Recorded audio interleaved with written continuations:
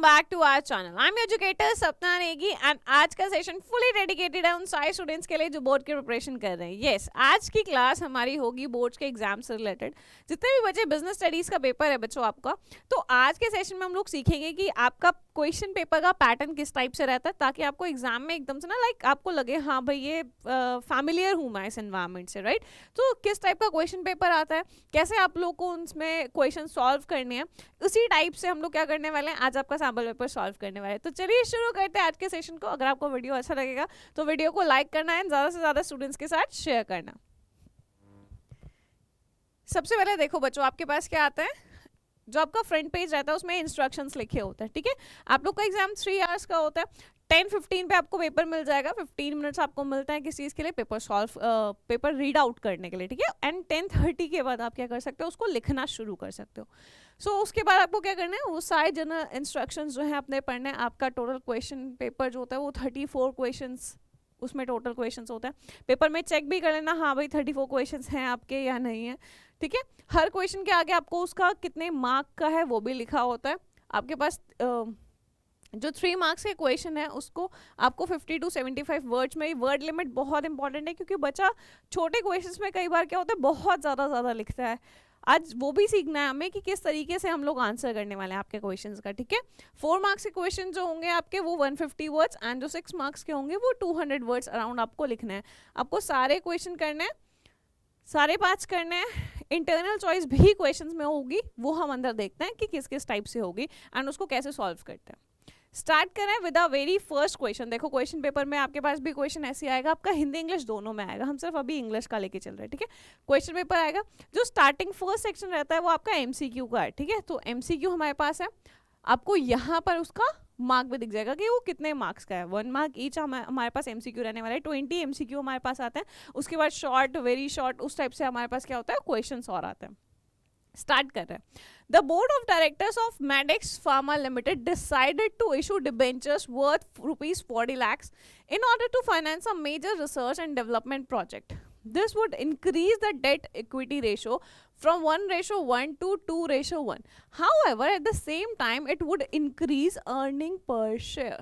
देखो बच्चों, यहाँ पर एक कंपनी है, उन्होंने डिसाइड क्या किया बोर्ड ऑफ डायरेक्टर्स ने कि हम क्या करेंगे, डिबेंचर्स इशू करेंगे। कितने के, 40 लाख्स के, रुपीज़ 40 लाख्स के हम लोग डिबेंचर्स इशू करेंगे। उससे हो क्या रहा है कि उनका जो डेट इक्विटी रेशो था 1:1 का, वो इम्बैलेंस हो गया। अब क्या हो गया, वो 2:1 हो गया, डेट इक्विटी रेशो चेंज हो गया। बट एक चीज़ और हुई है उसमें कि जो अर्निंग पर शेयर है वो क्या हो गया, इंक्रीज हो गया। शेयर होल्डर्स को अब पैसे ज़्यादा मिल रहा है, पर शेयर की जो वैल्यू है वो ज़्यादा हो गई है। तो आपको बताना है जो रीज़न इस चीज़ को जस्टिफाई कर रहा है, इस सिचुएशन को जस्टिफाई कर रहा है, वो कौन से वाला है, ठीक है। हमारे पास ए ऑप्शन है, unfavourable financial leverage as the financial risk will be higher. ये कह रहे हैं जो फाइनेंशियल लेवरेज है वो अनफेवरेबल है क्योंकि फाइनेंशियल रिस्क यहाँ पे हमें हाई है, ठीक है। नेक्स्ट, अनफेवरेबल फाइनेंशियल लेवरेज है क्योंकि रिटर्न ऑन इन्वेस्टमेंट जो है वो लोअर है कॉस्ट ऑफ डेट से। Next we have favourable financial leverage है क्योंकि डेट क्या है हमें इजीली अवेलेबल हो गया 40 लाख रुपीस का। या फिर फेवरेबल फाइनेंशियल लेवरेज है क्योंकि रिटर्न ऑन इन्वेस्टमेंट जो है वो हाइयर है कॉस्ट ऑफ डेट से, ठीक है।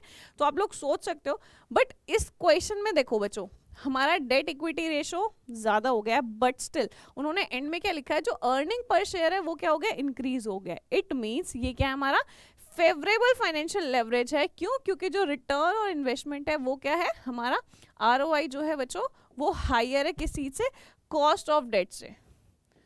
कॉस्ट ऑफ डेट से क्या है, वो ज़्यादा है हमारा रिटर्न और इन्वेस्टमेंट, इसीलिए क्या ये फाइनेंशियल लेवरेज जो है वो हमारा क्या आएगा, फेवरेबल होगा। क्या होगा बच्चों, फेवरेबल होगा, ठीक है। नेक्स्ट क्वेश्चन पे चलते हैं।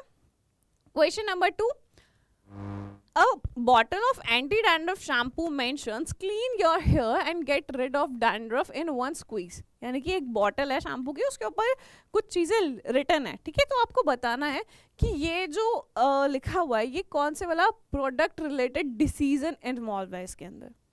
Option A branding, option B product quality, option C packaging या फिर ऑप्शन डी लेबलिंग। ठीक है, अब देखो जब भी कोई चीज़ रिटन में अवेलेबल होती है किसी भी प्रोडक्ट के ऊपर तो वो किसका पार्ट होती है, वो पार्ट होती है हमारे लेबलिंग का। किसका पार्ट होती है बच्चे, लेबलिंग का। मतलब बॉटल के ऊपर जितना भी कंटेंट्स रिटन होता है, उसके इंग्रेडिएंट्स क्या हो गए, उसका MRP and all, manufacturing date हो गई, सारी चीज़ें जितना भी रिटन होता है वो किस चीज़ से रिलेटेड होता है, हमारे लेबलिंग से रिलेटेड होता है, राइट। तो उसका करेक्ट आंसर क्या होगा हमारा, option number D. Next question पे चलता है। क्वेश्चन नंबर 3 का आंसर हम लोग करेंगे।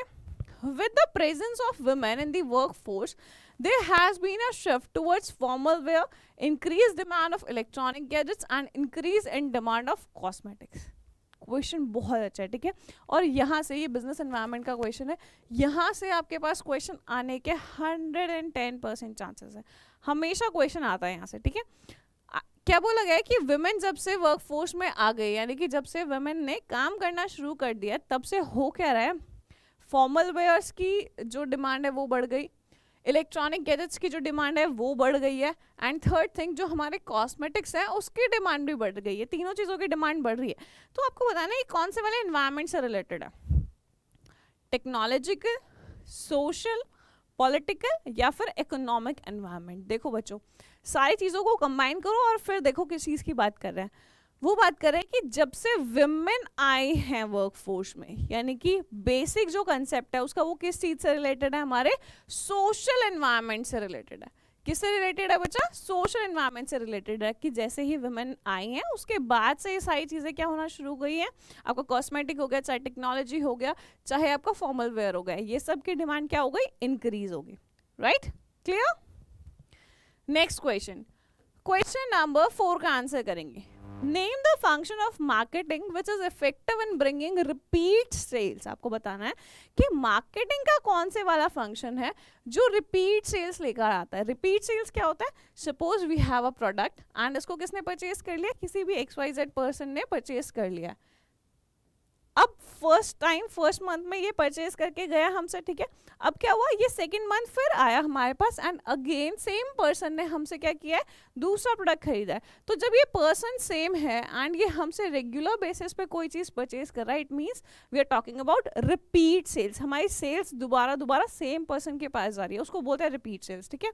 तो वो क्या बोल रहा है कि रिपीट सेल्स अगर हमें करनी है कस्टमर से and developing brand loyalty, brand loyalty हमें करना है। ब्रांड लॉयल्टी क्या होता है कि कोई पर्टिकुलर पर्सन है वो एक ही ब्रांड की चीज़ें खरीद रहा है, ठीक है, उसको वो ब्रांड अच्छा लग रहा है, उसकी क्वालिटी एंड ऑल सब कुछ परफेक्ट है, तो वो सेम बार बार उसी चीज़ को खरीदेगा।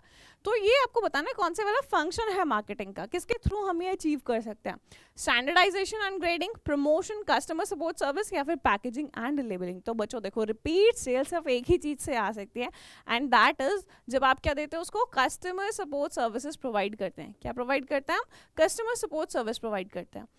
आज के टाइम पे सिर्फ प्रोडक्ट को बेचना ही काफ़ी नहीं है, प्रोडक्ट बेचने के बाद अगर आप उनको कस्टमर सर्विस भी प्रोवाइड कर रहे हैं तो उससे क्या होता है, कस्टमर सेटिस्फाइड फील करता है एंड देन वो क्या कर रहा है, रिपीट सेल कर रहा है। आपको प्रोडक्ट भी अच्छा होगा, सब कुछ बढ़िया है, बट रिपीट सेल के लिए आज के टाइम पे क्या चल रहा है, कस्टमर सपोर्ट सर्विसेज चल रही हैं, राइट। तो इसका करेक्ट आंसर क्या होगा हमारा, option number C. Next question के ऊपर चलता है। क्वेश्चन नंबर 5 का आंसर करेंगे अभी। SEBI calls for information and issues a show cause notice to stock exchange and its officials seeking explanation and conducting audit and inquiry. Which function is SEBI performing? आपको बताना है यहाँ पे बच्चों कि SEBI कौन से वाला फंक्शन परफॉर्म कर रहा है। SEBI ने क्या किया, स्टॉक एक्सचेंज को और उनके ऑफिशियल्स को क्या दिया है बच्चे, स्टॉक एक्सचेंज को और उनके ऑफिशियल्स को नोटिस भेजा है उन्होंने कि आपको क्या करना है, ऑडिट एंड इंक्वायरी का नोटिस भेजा, ठीक है। तो कौन से वाला फंक्शन यहाँ पे परफॉर्म किया जा रहा है, by SEBI. SEBI multiple functions perform करता है, चाहे वो डेवलपमेंट हो, चाहे वो रेगुलेटरी फंक्शन हो, चाहे वो आपको प्रोटेक्टिव फंक्शन हो। आपको बताना है यहाँ पर कौन से वाला है। देखो, डेवलपमेंट फंक्शन हमें पता है कब होता है, जब वो स्टॉक एक्सचेंज के डेवलपमेंट की बात करेंगे, ठीक है। प्रोटेक्टिव फंक्शन कब होता है, जब वो इन्वेस्टर्स हो गया, ट्रेडर्स हो गया, उनके प्रोटेक्शन के बारे में बात कर रहे हैं, फ्रॉडलेंस ना हो, इनसाइडर ट्रेडिंग ना हो। बट यहाँ पर they are talking about audit and inquiry, basic काम हो रहे हैं यहाँ पे, तो जहां पर बेसिक काम आएगा वहां पर आपका करेक्ट आंसर क्या होगा बच्चों? Regulatory function. कौन सा फंक्शन यहाँ पर सेबी परफॉर्म कर रहा है? रेगुलेटरी फंक्शन परफॉर्म कर रहा है। सारे फंक्शन सेबी करता है बट पर्टिकुलरली इस क्वेश्चन में कौन सा कर रहा है? रेगुलेटरी कर रहा है। क्लियर? नेक्स्ट क्वेश्चन पे चलता है। क्वेश्चन नंबर 6 का आंसर करेंगे। पिक्चर, आई होप जितने भी बच्चों ने एनसीईआरटी पढ़ी है, क्या पढ़ी है? एनसीईआरटी पढ़ी है, उन सारे स्टूडेंट्स ने ये पिक्चर पक्का देखा हुआ है, राइट? ये पिक्चर हम सब ने देखी हुई है, तो आपको उसी पिक्चर से क्वेश्चन है, आपको बताना है यहाँ पर कौन से वाला सिग्निफिकेंस या फिर आप बोल सकते हो इंपॉर्टेंस पता चल रही है मैनेजमेंट की इस पिक्चर के थ्रू। अब पिक्चर को देखो, पिक्चर में क्या लिखा है? Together everyone achieves more as a team. जब हम एक साथ होकर एज अ टीम काम करते हैं तो अब हम क्या करते हैं? ज्यादा अचीव करते हैं, राइट? अब ऑप्शंस पढ़ते हैं। Management helps in achieving group goals, management group goals को अचीव करने में हेल्प करता है। Management helps in achieving personal objective, management personal objective को अचीव करने में हेल्प करता है। Management helps in development of society, management की हेल्प से सोसाइटी डेवलप होती है। या फिर management increases efficiency, management efficiency को इंक्रीज करने में हेल्प करता है। अब उस चीज में मत जाना कि मैम ऑप्शंस तो सारे सही हैं, आपको क्या देखना है? इस पिक्चर के थ्रू आंसर करना है। पिक्चर में क्या दिखाया गया? टीम वर्क दिखाया गया। तो यहाँ पर हमें क्या पता चल रहा है कि मैनेजमेंट किस चीज में हेल्प करता है? ग्रुप गोल्स को अचीव करने में हेल्प करता है, क्योंकि जब ग्रुप गोल्स अचीव होते हैं तो आपके पर्सनल गोल्स जो होते हैं या फिर पर्सनल ऑब्जेक्टिव जो होते हैं वो अपने आप अचीव हो जाते हैं, राइट? तो उसका करेक्ट आंसर क्या होगा हमारा? ऑप्शन नंबर ए। नेक्स्ट क्वेश्चन पे चलता है। क्वेश्चन नंबर 7 का आंसर करेंगे। क्वेश्चन है हमारे पास, the allocative function of financial market helps in. जो एलोकेटिव फंक्शन है फाइनेंशियल मार्केट का वो किस चीज में हेल्प करता है? फाइनेंशियल मार्केट कौन से वाला मार्केट है? फाइनेंशियल मार्केट हमारा वो मार्केट होता है जो क्या करता है? हाउस होल्ड का जो मनी है वो किस में लेके आता है? एक्चुअल मार्केट में लेकर आता है। उसको क्या करता है? सप्लाई करता है। एक मनी अपने एनवायरनमेंट में या बोल सकते हो मार्केट में मनी चलाता है। तो उसी के बारे में बताना है। ये जो एलोकेटिव फंक्शन है फाइनेंशियल मार्केट का, ये किस चीज में हेल्प करता है? ठीक है, bringing transparency in trading procedure, trading procedure में ट्रांसपेरेंसी लेकर आता है। Higher earning rate of return to household sector, जो हमारे हाउस होल्ड सेक्टर है उनको ज्यादा रेट ऑफ रिटर्न प्रोवाइड करता है, क्योंकि इन द एंड पैसा तो उन्हीं का है। Better functioning of depository, depository की बेटर फंक्शनिंग के लिए। या फिर determining the prices of securities, या फिर जो सिक्योरिटीज मार्केट में है उसके प्राइस डिसाइड करने के लिए। तो बच्चों देखो, जो फाइनेंशियल मार्केट का एलोकेटिव फंक्शन होता है ना, वो किस चीज में हेल्प करता है आपकी? कि जो हमारे हाउस होल्ड्स हैं वो क्या करें? वो ज़्यादा से ज़्यादा अर्न करे। उनका अर्निंग रेट क्या होना चाहिए? हाइयर होना चाहिए। हाउस होल्ड्स का जो अर्निंग रेट है वो क्या होना चाहिए? हाई होना चाहिए। क्लियर?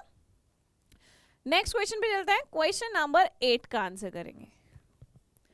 अब देखो, जब बड़े पैराग्राफ आते हैं तो इनको आपको ध्यान से पढ़ना है, क्योंकि क्वेश्चंस बहुत बोल सकते हैं आपको बहुत ज़्यादा वैसा पूछा जाता है, तो ध्यान से पढ़ना है आपको इसको। Indian Dyechem Limited is a chemical manufacturing company producing dyes and pigments both for domestic and international market.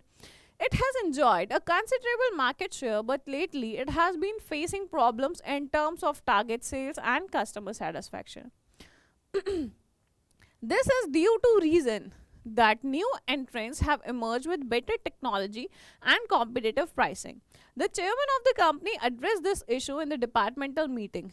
The production head, Mr. Kamble, advised the chairman to revamp the system and take immediate necessary actions to rectify the problem, so that sales are achieved as per plans. तो आपको बताना है कौन से वाला relevant function है management का जो यहाँ पर डिस्कस किया गया है। पूरे क्वेश्चन में एक ऐसा फंक्शन है जो डिस्कस किया गया, आपको ध्यान लगा, आपको बताना है कि कौन सा वाला है। ऑर्गेनाइजिंग फंक्शन की बात हो रही है, स्टाफिंग की बात हो रही है, कंट्रोलिंग की बात हो रही है, या प्लानिंग की बात हो रही है। अब इस क्वेश्चन का आंसर आप एक बहुत लास्ट लाइन आप ध्यान से पढ़ो, लास्ट लाइन से आप इजीली बता दोगे। इसमें क्या लिखा है? Mister Kamle advise the chairman to revamp the system and take immediate necessary action to rectify the problem, ताकि जो हमारे सेल्स है वो प्लान्स के अकॉर्डिंग ही हो। ठीक है, रेक्टिफाई करने को बोल रहा है प्रॉब्लम को जो ऑलरेडी क्रिएट हो गई है। तो किस चीज के बारे में बात चल रही है यहाँ पे, हम कहाँ पर रेक्टिफिकेशन करते हैं, अपनी गलतियों को सुधारते कहाँ पर है, एक ही स्टेप में सुधारते हैं, वो कहाँ पर, कंट्रोलिंग के अंदर। किसके अंदर करते हैं बच्चे, कंट्रोलिंग के अंदर, राइट, जहाँ पर हम अपनी एक्चुअल परफॉर्मेंस को मेजर करते हैं स्टैंडर्ड परफॉर्मेंस के साथ, और अगर फिर कुछ क्या दिए, आप बोल सकते हो डिफरेंस आता है एक्चुअल और हमारी स्टैंडर्ड परफॉर्मेंस के ऊपर, तो हम क्या करते हैं, उसको रेक्टिफाई करते हैं, करेक्ट करता है उस चीज़ को, राइट। तो करेक्ट आंसर क्या हो जाएगा इसका, ऑप्शन नंबर बी, कंट्रोलिंग। चलो नेक्स्ट क्वेश्चन भी चल रहा है, क्वेश्चन नंबर 9 का आंसर करेंगे सब। Choose the incorrect statement about pricing objectives as a factor affecting the price of a product। आपको बताना है इनकरेक्ट स्टेटमेंट, क्वेश्चन को ध्यान से पढ़ना है, क्या लिखा हुआ है बच्चे, इनकरेक्ट, यानी कि फॉल्स स्टेटमेंट आपको निकालना है, ठीक है, फॉल्स स्टेटमेंट आपको आइडेंटिफाई करना है। If a firm's objective is to maximize profit in short run, it should charge maximum price for its product। यहाँ पे क्या बोल रहे हैं कि अगर एक फर्म का ऑब्जेक्टिव क्या है कि हमें मैक्सिमम प्रॉफिट कमाना है, कमाना कैसे है, शॉर्ट रन में, कम टाइम में ज्यादा प्रॉफिट कमाना है, तो उसको क्या करना पड़ेगा, it should charge maximum price for its product, तो उसको मैक्सिमम प्राइस उस प्रोडक्ट का चार्ज करना पड़ेगा। It is a true statement. इस जो हमारा ये टेक्निक है, इसको हम और क्या बोलते हैं, प्राइस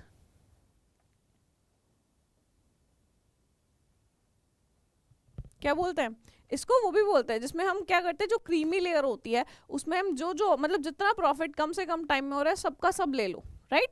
तो ये बिल्कुल ट्रू स्टेटमेंट हमारा। नेक्स्ट स्टेटमेंट क्या है, if a firm's objective is to capture market share, it should keep low price of its product. अगर किसी फर्म का ऑब्जेक्टिव क्या है कि उसको मार्केट शेयर करना है, मार्केट शेयर क्या करना है, अपना ज़्यादा करना है, तो उसको अपने प्रोडक्ट के प्राइसेस कम करने पड़ेंगे। जैसे जियो ने किया, जियो ने जब भी मार्केट में आता है, कुछ भी नई चीज़ लॉन्च करता है, वो हमेशा अपने प्रोडक्ट्स के जो प्राइस है वो क्या करता है, बहुत कम रखता है, क्योंकि वो चाहता है ज़्यादा से ज़्यादा लोगों के पास मेरा प्रोडक्ट हो।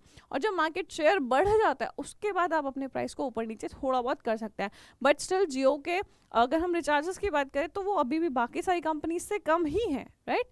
तो मार्केट शेयर अगर आपको ज़्यादा करना है तो आपको क्या करना पड़ेगा, अपने प्रोडक्ट्स का प्राइस लो करना पड़ेगा। Again it is a true statement, clear.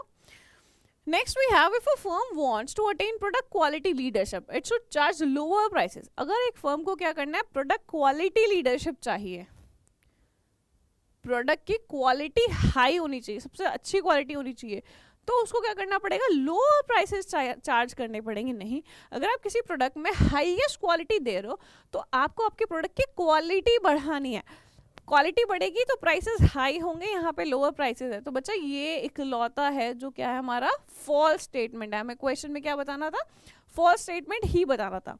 Next we have, if a firm is facing problems in survival, अगर कंपटीशन बहुत ज़्यादा है, कोई कंपनी सर्वाइव नहीं कर पा रही, तो बेस्ट चीज़ क्या होती है कि अपने प्रोडक्ट्स क्या करो, आप अपने प्रोडक्ट के प्राइसेस लो कर दो, आप उनको डिस्काउंट कर दो, डिस्काउंट में दे दो।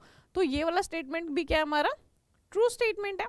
हमें बताना था इनकरेक्ट या फिर फॉल्स स्टेटमेंट, तो करेक्ट आंसर क्या हो जाएगा हमारा, option number C is right, ठीक है। नेक्स्ट क्वेश्चन पे चलता है, क्वेश्चन नंबर 10 का आंसर करेंगे। Read the following statements, assertion and reason. Choose the correct alternative from the options given below. Assertion reason का क्वेश्चन है, ठीक है। assertion reason में क्या होता है, आपके पास एक स्टेटमेंट गिवन है एंड ये उसका रीजन गिवन है, आपको बताना है कि क्या दोनों चीज़ें करेक्ट है, क्या दोनों चीज़ें फॉल्स हैं, या इनमें से एक कोई करेक्ट है। असर्शन है हमारे पास, management is concern with efficient use of resources. जो मैनेजमेंट है, कंसर्न मतलब वो ज़्यादा ध्यान किस चीज़ पर देता है, सिर्फ एफिशिएंट यूज ऑफ रिसोर्सेज पर देता है। Basically efficient use of resources का मतलब क्या है कि एफिशिएंसी अच्छी होनी चाहिए, ठीक है। हमारा क्या होना चाहिए, एफिशिएंसी अच्छी होनी चाहिए। यहाँ पर हम बात करते हैं किसकी, कॉस्ट की, कि कम से कम पैसों में हमारा काम हो जाना चाहिए। तो मैनेजमेंट सिर्फ इसी चीज़ से रिलेट करता है। रीजनिंग क्या है इसकी, for management efficiency and effectiveness need to be balance. Management के लिए एफिशिएंसी और इफेक्टिवनेस दोनों ही क्या होनी चाहिए, बैलेंस होनी चाहिए। मतलब आप इफेक्टिवली एंड एफिशिएंसी के साथ कोई काम करोगे। तो अगेन दिस इज क्या है, ट्रू स्टेटमेंट। एंड ऊपर वाली भी क्या हमारी ट्रू स्टेटमेंट है, क्योंकि मैनेजमेंट ध्यान देता है किस चीज़ पे, अपनी कॉस्ट कटिंग पे ध्यान देता है। अब हमें असर्शन और रीजन से बताना है कि कौन से वाला ऑप्शन करेक्ट है. Both assertion and reason are true but and reason is the correct explanation of assertion. देखो असर्शन और रीजन हमारे दोनों ट्रू हैं, इट्स ट्रू. लेकिन ऊपर वाला जो असर्शन है उसमें सिर्फ एफिशिएंसी की बात की है, उन्होंने इफेक्टिवनेस की बात नहीं की है. तो हमारा असर्शन रीजन दोनों ट्रू तो होंगे, लेकिन रीजन जो है वो करेक्ट एक्सप्लेनेशन नहीं है किस चीज की, हमारे असर्शन की. नेक्स्ट क्वेश्चन, क्वेश्चन नंबर 11 का आंसर करेंगे हम लोग. Concentration of decision making function at the apex of management hierarchy is called. Management hierarchy के अंदर जब डिसीजन मेकिंग फंक्शन क्या हो जाए, कॉन्सेंट्रेट हो जाए. कॉन्सेंट्रेशन का मतलब क्या होता है, एक जगह हो जाए. बेसिकली यहाँ पे बात कर रहे हैं कि जो पावर है किस चीज की, डिसीजन मेकिंग की. ठीक है, जो डिसीजन मेकिंग की पावर है वो क्या हो जाए, फ्यू हैंड्स में आ जाए, कम बंदों के पास आ जाए. तो उसको हम लोग क्या बोलते हैं. तो बच्चों जब फ्यू हैंड्स में आती है पावर तो उसको हम लोग क्या बोलते हैं, सेंट्रलाइजेशन. क्या बोलते हैं, सेंट्रलाइजेशन बोलते हैं. और जब पावर एक जगह से मल्टीपल जगह में क्या होती है, बट जाती है, तो उसको हम लोग क्या बोलते हैं, decentralisation.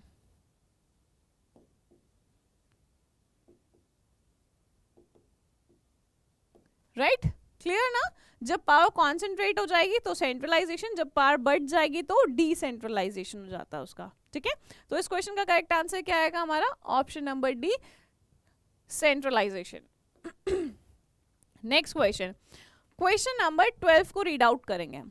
Some employees have been assigned the job of measuring the output in an objective and reliable way. कुछ एम्प्लॉयज को क्या किया गया है, जॉब असाइन किया है कि आपको क्या करना है, आउटपुट को मेजर करना है रिलायबल वे में. They are applying different techniques for achieving the same. अब वो अलग अलग टेक्निक यूज कर रहे हैं इस चीज को अचीव करने के लिए, कुछ पर्सनल ऑब्जर्वेशन के थ्रू, कुछ सैंपल चेकिंग के through, and they are also keeping the units of measurement same. Unit of measurement क्या है उन सबकी, सेम है as that of units in the standard. तो आप बताओ कंट्रोलिंग प्रोसेस का यहाँ पर कौन से वाला स्टेप आपको बताया जा रहा है. क्या कर रहे हैं वो, मेजर कर रहे हैं आउटपुट को, आउटपुट को मेजर कर रहे हैं. तो यहाँ पर हम कर क्या रहे हैं, डेविएशंस को एनालाइज कर रहे हैं, कंपेयर कर रहे हैं एक्चुअल परफॉर्मेंस को स्टैंडर्ड्स के साथ, एस्टैब्लिश कर रहे हैं स्टैंडर्ड्स, या फिर मेजर कर रहे हैं एक्चुअल परफॉर्मेंस को. तो देखो यहाँ पे सिर्फ बात किस चीज की हो रही है, मेजरिंग की बात हो रही है, वो भी आउटपुट को. तो जब हम आउटपुट को मेजर करते हैं it means we are talking about measurement of actual performance. ठीक है, हम लोग क्या करेंगे, सबसे पहले मेजर करेंगे एक्चुअल परफॉर्मेंस को, इसके बाद हम क्या करते हैं, कंपेयर करते हैं, फिर इस पे जाता है. कंपेयर करने के बाद फिर डेविएशंस आती है तो डेविएशंस को एनालाइज करते हैं. ठीक है, तो इसमें स्टेप कौन से वाला है हमारा, मेजरमेंट ऑफ एक्चुअल परफॉर्मेंस वाला है. ठीक है, आगे बढ़ते हैं. नेक्स्ट क्वेश्चन, क्वेश्चन नंबर 13 का आंसर करेंगे.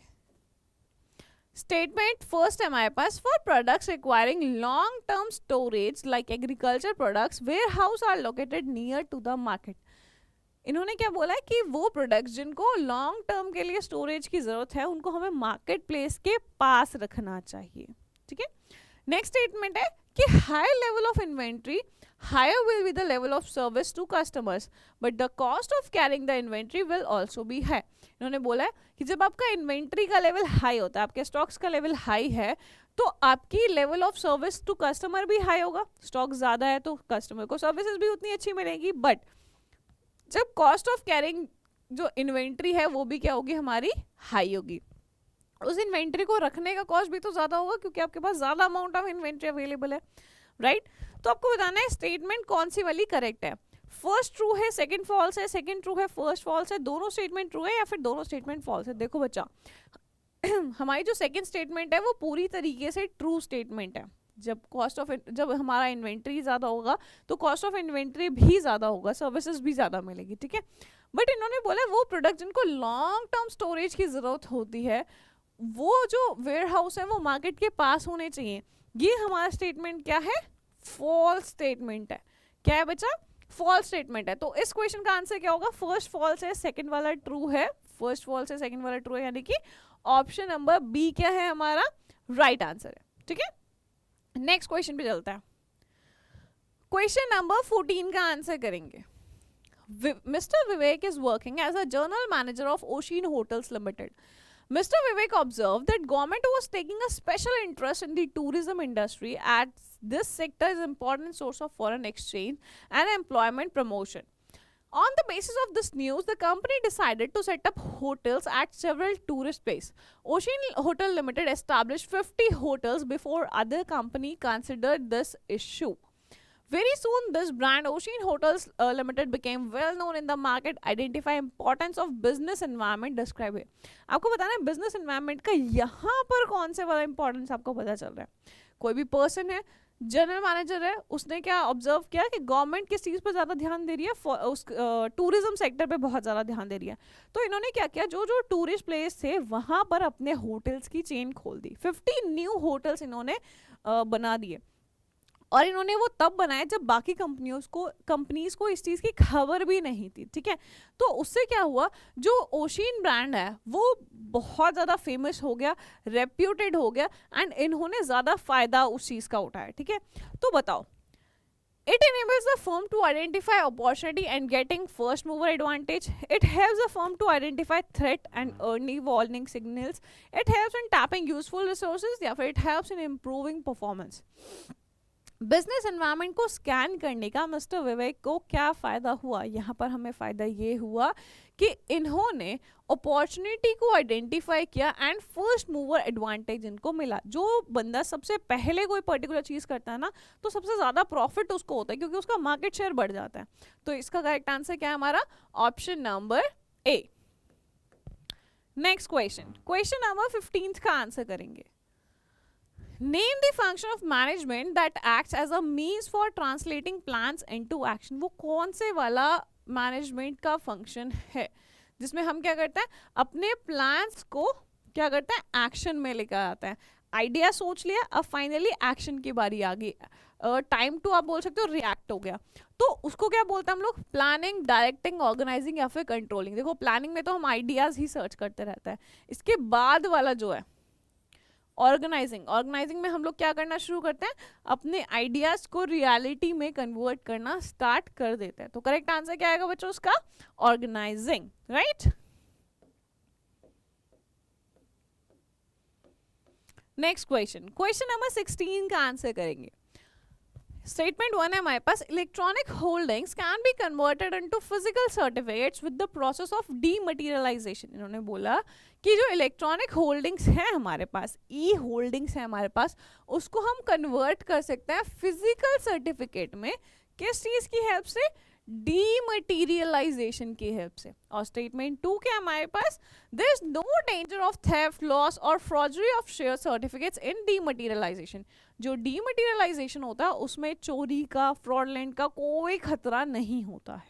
ठीक है, तो दोनों स्टेटमेंट आपको बताना है कि क्या बात बोल रही है. अब आप अगर ध्यान से पढ़ोगे तो दोनों ही स्टेटमेंट एक दूसरे को कॉन्ट्राडिक्ट टाइप कर रही है. कैसे, फर्स्ट स्टेटमेंट पढ़ो, इलेक्ट्रॉनिक होल्डिंग्स जो हैं उनको हम कन्वर्ट कर सकते हैं फिजिकल सर्टिफिकेट, यानी कि हार्ड कॉपीज में कन्वर्ट कर सकते हैं with the help of dematerialisation. Dematerialisation का मतलब होता है कि आप एक फिजिकल कॉपी को ई सर्टिफिकेट में चेंज कर रहे हो और ये बोल रहे हैं कि यहां से ये हो रहा है, तो ये तो उल्टा बोल रहे हैं. राइट, डीमटेरियलाइजेशन का उल्टा मतलब आपको बता रहा है. तो फर्स्ट स्टेटमेंट क्या है हमारी, फॉल्स है. सेकेंड स्टेटमेंट क्या है कि कोई डेंजर नहीं होता. यस ऑफ कोर्स, जब आपके पास ई सर्टिफिकेट अवेलेबल है तो आपको आपके घर पे रखने की जरूरत नहीं है, कोई फ्रॉड नहीं होगा, कोई थेफ्ट, चोरी का खतरा नहीं है, क्योंकि वो तो किसमें है, आपके डीमेट अकाउंट में है. राइट, तो इस क्वेश्चन का करेक्ट आंसर क्या होगा, सेकेंड स्टेटमेंट ट्रू है, फर्स्ट स्टेटमेंट फॉल्स है. Option number B is right answer. ठीक है, आगे बढ़ते हैं. क्वेश्चन नंबर 17 का आंसर करेंगे.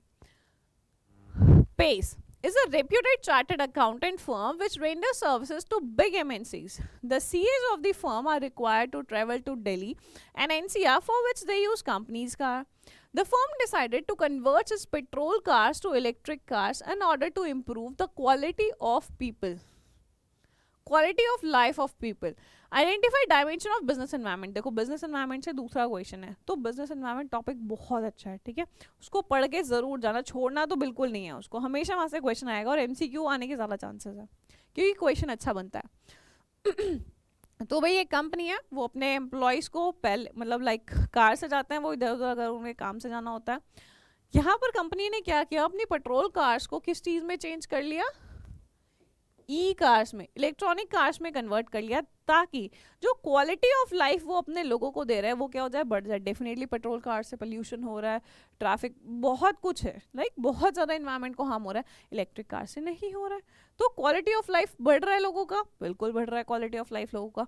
तो कौन से वाला बिजनेस एनवायरमेंट है, पॉलिटिकल एंड लीगल, हो ही नहीं सकता, पॉलिटिकल लीगल कुछ भी नहीं आ रहा है। लीगल एंड सोशल, सोशल तो आ रहा है बट लीगल नहीं आ रहा है, ये भी गलत है। टेक्नोलॉजिकल एंड पॉलिटिकल, टेक्नोलॉजी भी आ रही है बट पॉलिटिकल नहीं आ रहा। लास्ट आंसर क्या हमारा, social and technology. Yes, social environment जब वो बात कर रहे हैं क्वालिटी ऑफ लाइफ की, एंड हमारा टेक्नोलॉजी एनवायरनमेंट जब उन्होंने क्या किया, पेट्रोल कार को इलेक्ट्रॉनिक कार्स में चेंज कर दिया।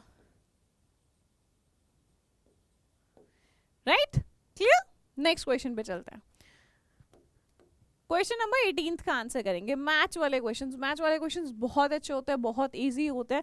एक आंसर फाइंड कर लो, आप सारा पूरा का पूरा सॉल्व कर दोगे, एंड इसमें मार्क्स पक्का होता है, ठीक है। तो मैथ से भी रिलेटेड क्वेश्चन आएंगे, असर्शन रीजन भी आ रहा है, स्टेटमेंट वाले क्वेश्चन भी आ रहे हैं। Okay, so match the following tools of promotion with the explanation and choose the correct option. It is undertaken by some identified person, company who makes effort and bears the cost. It plays an important role at the awareness stage and develops product preferences with the aim of making sales. It helps in managing public opinion and companies' relation with public on regular basis. It uses tools specifically designed to promote to customer, middleman and to sales person. तो देखो बच्चों, जो सबसे पहले आता है उसको mark कर दो, जो सबसे अच्छा इजी आपको लगता है। जैसे सी ऑप्शन है, पब्लिक ओपिनियन, हमें पता है पब्लिक ओपिनियन कौन करता है, पब्लिक रिलेशन वाले करता है। तो सी का क्या है, 4 है, सी का 4 है, तो एक ऑप्शन हमारा कट हो गया, ठीक है। इसके बाद it is undertaken by some identified person and company who makes efforts and bear the cost of it. किसकी बात कर रहे हैं, एडवर्टाइजिंग एजेंसी की बात कर रहे हैं। एडवर्टाइजिंग एजेंसीज क्या करते हैं, पर्टिकुलर कंपनी है, पर्सन है जो क्या करता है, प्रमोट करता है एंड वो उसको कॉस्ट बेयर करता है। It plays an important role at the awareness stage and develops product preference with the aim of making sale. Awareness की बात कर रहे हैं, personal selling. Next, it uses tools specifically design to promote to customer, customer हो गया, middle man हो गया, सबके लिए टूल्स बनाए हुए हैं प्रमोशन के लिए, तो सेल्स प्रमोशन। तो करेक्ट आंसर क्या हो जाएगा, ए का थर्ड। ए का थर्ड बच्चों एक ही ऑप्शन में है, करेक्ट आंसर क्या हो गया हमारा, ऑप्शन नंबर ए का थर्ड है, बी का फर्स्ट है हमारा, सी का हमारा फोर्थ है एंड डी का क्या है हमारा 2 है। करेक्ट आंसर क्या हो गया हमारा, option number A is right answer, ठीक है। आगे बढ़ते हैं, question number 19, from the following which is not a relevant feature of management as a science. Management as science, management as profession and management as an art, वहां से question आया है। इन्होंने क्या पूछा है, नॉट साइंस से रिलेटेड कौन से वाला नहीं है, साइंस से नहीं है तो प्रोफेशनल है, फिर आर्ट से रिलेटेड होगा, राइट। तो चलो देखते हैं। Principles are based on the basis of experimentation, experiment science में होते हैं, तो भाई ये तो ट्रू है। Systematize body of knowledge science में होती है, ये भी ट्रू है। बेस्ड ऑन प्रैक्टिस, प्रैक्टिस ठीक है, बट क्रिएटिविटी, क्रिएटिविटी साइंस में नहीं आती है। क्रिएटिविटी कहाँ आती है हमारी, आर्ट्स में आती है। किस में आती है, आर्ट्स, या फिर बोल सकते हो साइंस एज एन आर्ट में आती है, तो ये वाला फॉल्स हो जाएगा, right. And at last universal validity science की होती है, यूनिवर्सल वैलिडिटी साइंस की होती है। ग्रेविटेशन यहाँ पर भी है, ग्रेविटेशन कहाँ पर है, दिल्ली में भी है ग्रेविटेशन हमारा, मुंबई में भी है ग्रेविटेशन हमारा, जापान में भी है, चाइना में भी है, राइट। तो यूनिवर्सल वैलिड होता है, but as an art sorry creativity जो है वो आर्ट्स में दिखती है। तो करेक्ट आंसर क्या हो जाएगा हमारा, ऑप्शन नंबर सी। तो बच्चों ये एमसीक्यू का लास्ट क्वेश्चन है, क्वेश्चन नंबर 20, इसको करते हैं। The aim of demonetization was not, demonetization का जो मेन एम नहीं था, नॉट वाला आपको बताना है, ठीक है। डीमोनेटाइजेशन मतलब जब हमारा वो हुआ था ना करेंसी। सो ए ऑप्शन क्या है हमारा, करप्शन, करप्शन को कम करना नहीं था। Reduce price of real estate के प्राइसेस को कम करना नहीं था। withhold the accumulation of black money generated by undeclared income, जो आपकी इनकम आपने नहीं बताई है गवर्नमेंट को एंड उससे जो पैसा आपको मिला है ब्लैक मनी जो है उसको आपने एक्यूमुलेट करके रखा है, छुपा कर रखा है। Counterfeit the use of high denomination notes for illegal activities, जो बड़े बड़े नोट्स लाइक 1000 रुपीज के नोट्स यूज हो रहे थे किस चीज़ में, बोल सकते हैं बड़ी बड़े इलीगल एक्टिविटीज़ में, तो उस चीज़ को कम करने के लिए। तो बच्चों यहाँ पर यस ये ऑप्शन करेक्ट है हमारा कि भाई उस चीज़ को कम करने के लिए, इलीगल एक्टिविटीज़ को कम करने के लिए, क्योंकि बड़े नोट कम जगह में आ जाते हैं तो उसको छुपाना एंड उससे इलीगल एक्टिविटी करवाना ईजी है। ब्लैक मनी जो जनरेटेड है उसको सरकार वापस ले ले या फिर उनसे पूछे भाई तुम्हारे पास इतना पैसा आया कहाँ से, तुम टैक्स पे करो उसके ऊपर। एंड करप्शन, ये भी हमारा ट्रू है।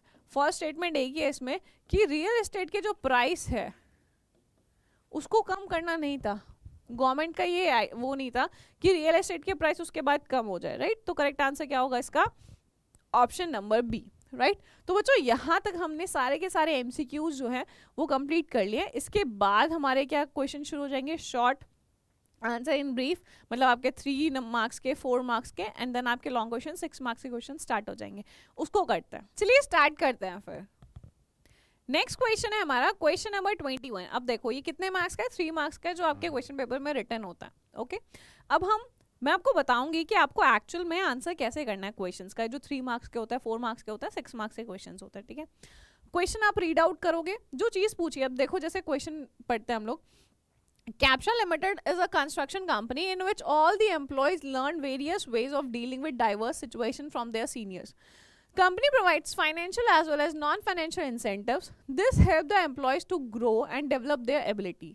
The organization behaves as a responsible constituent of society and always creates good quality product. It has a positive image in the market. The training modules are excellent and the employees always try to find unique ways of providing solutions in the context of rapidly changes business environment. This has helped the organization to adjust smoothly.